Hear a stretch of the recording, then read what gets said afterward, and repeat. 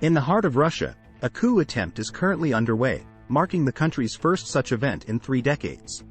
This armed revolt, led by Yevgeny Prigozhin, the bold commander of the Wagner Group, represents a unique challenge to Vladimir Putin's rule. Interestingly, it was Putin himself who established the Wagner Group as an elite unit, commanded by his longtime associate Prigozhin, to engage in proxy wars in various regions such as Syria, parts of Africa, and, notably, since 2014, eastern Ukraine, where deniability was preferred. Putin, perhaps not as astute a strategist as some believed, disregarded Machiavelli's counsel about the risks of relying heavily on mercenaries, who are inherently ambitious and unfaithful. As the situation in Ukraine worsened, Putin increasingly turned to Prigozhin and his troops. A mixture of experienced fighters and criminals promised temporary freedom in exchange for joining the group. Surprisingly, they achieved greater success than the regular army, culminating in the capture of Bakhmut after arduous and deadly battles.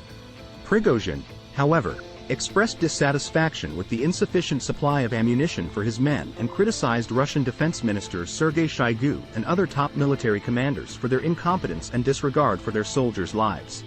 When Shoigu attempted to bring the Wagner Group under the army's control, Prigozhin defied him. On Friday, he released hacked video footage exposing the army's shelling of his militiamen and declared war on the high command, condemning them as evil and corrupt.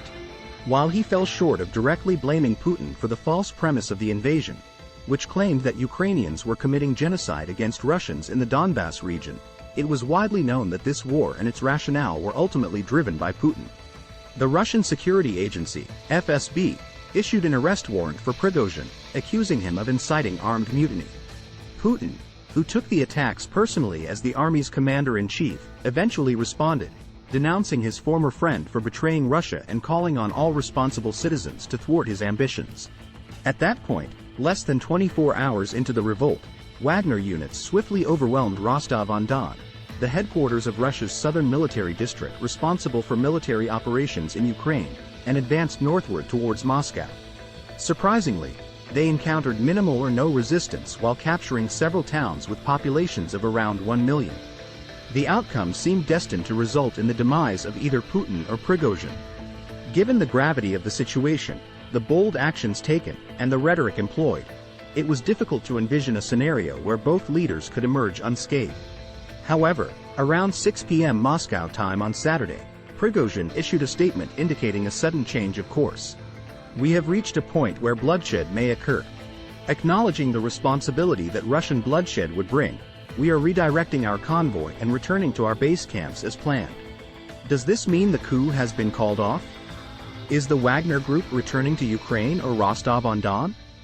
Could this entire episode have been a demonstration of Prigozhin's power, not only over his adversaries within the Russian officer corps but also over Putin himself? Did Putin strike a deal? Reports suggest that Belarusian President Alexander Lukashenko negotiated an agreement with Prigozhin. Does this contradict previous reports of Lukashenko traveling to Turkey?